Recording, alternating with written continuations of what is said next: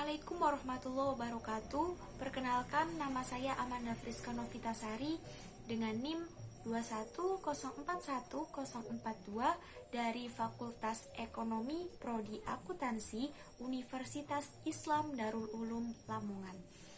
Di sini saya akan membacakan resum dari beberapa materi pendidikan agama Islam 3. Yang pertama yaitu bab 1 mengenai pengertian aswaja, an-nahdiyah, dan tradisi amaliyah.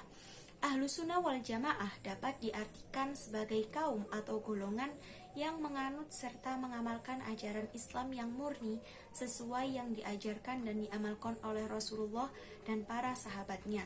Dalam fikih mengikuti Imam Syafi'i, dalam akidah mengikuti Imam Abu Al-Hasan Al-Asy'ari, dan dalam tasawuf mengikuti Imam Al-Ghazali dan Imam Abu Hasan Al-Saidzili.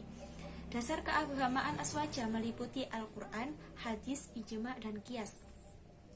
Aswaja an-nahdiyah merupakan suatu disiplin ilmu yang membahas firqah-firqah atau aliran-aliran dalam masalah akidah. Tradisi warga NU yang khas yaitu istighosa, tahlil atau yasin, dan ziarah kubur.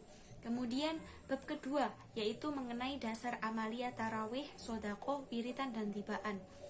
Tarawih dilakukan pada bulan Ramadan, dilakukan di antara 2 kali salam atau istirahat setiap 4 rakaat. Berdoa bagian dari ibadah, sebab dengan berdoa seseorang akan merasakan betapa fakirnya dirinya di hadapan Allah. Kemudian bab yang ketiga yaitu bab 6 meluruskan makna jihad fisabilillah. Jihad fisabilillah adalah usaha atau perjuangan dalam jalan Allah. Ini bisa mencakup perjuangan dalam mengatasi hambatan pribadi, mengembangkan moralitas, atau mempertahankan keadilan. Tujuan jihad fisabilillah adalah untuk penegakan keadilan, pertahanan agama, penyebaran Islam, dan perlindungan diri. Kemudian yang keempat yaitu bab ke-7 tentang pengembangan dan kemandirian ekonomi umat yang berkeadilan. Konsep pembangunan ekonomi dalam Islam adalah konsep pembangunan ekonomi berdasarkan prinsip-prinsip syariah yang bersumber dari Al-Quran dan As-Sunnah, dengan kesadaran bahwa keberhasilan pembangunan harus disertai penerapan tentang konsep-konsep pembangunan klasik dan modern, serta belajar dari pengalaman negara-negara yang telah berhasil dalam melakukan usaha pembangunan. Yang kelima yaitu bab ke-8 tentang pengertian thariqat serta tokoh-tokoh dan amalannya.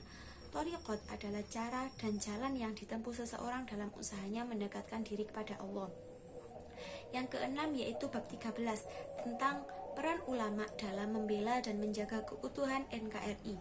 Ulama menjadi salah satu bagian yang tidak bisa dipisahkan dalam usaha perjuangan bangsa Indonesia untuk merebut kemerdekaan dari para penjajah, sehingga di antara mereka ada yang gugur sebagai syuhada seperti Pangeran Diponegoro, Tuanku Imam Bonjol, dan lainnya. Mereka mengobarkan semangat jihad dalam mengusir dan membuat hengkang para penjajah dari bumi pertiwi ini. Yang ketujuh yaitu bab 15 tentang peran ulama dan pendidik dalam pembangunan sumber daya manusia. Peran ulama dan pembangunan sumber daya manusia mencakup beberapa hal. Yang pertama yaitu menyebarkan ajaran agama Islam dan nilai-nilai moral kepada masyarakat. Yang kedua memberikan panduan etika dan moral dalam kehidupan sehari-hari.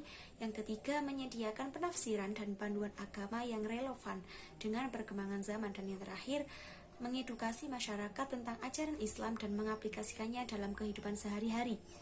Sementara peran pendidik dalam pembangunan sumber daya manusia mencakup beberapa hal juga. Yang pertama yaitu memberikan pengetahuan dan keterampilan yang diperlukan untuk meningkatkan kemampuan individu. Kemudian mendorong pembelajaran sepanjang hayat yang membantu individu beradaptasi dengan perubahan zaman.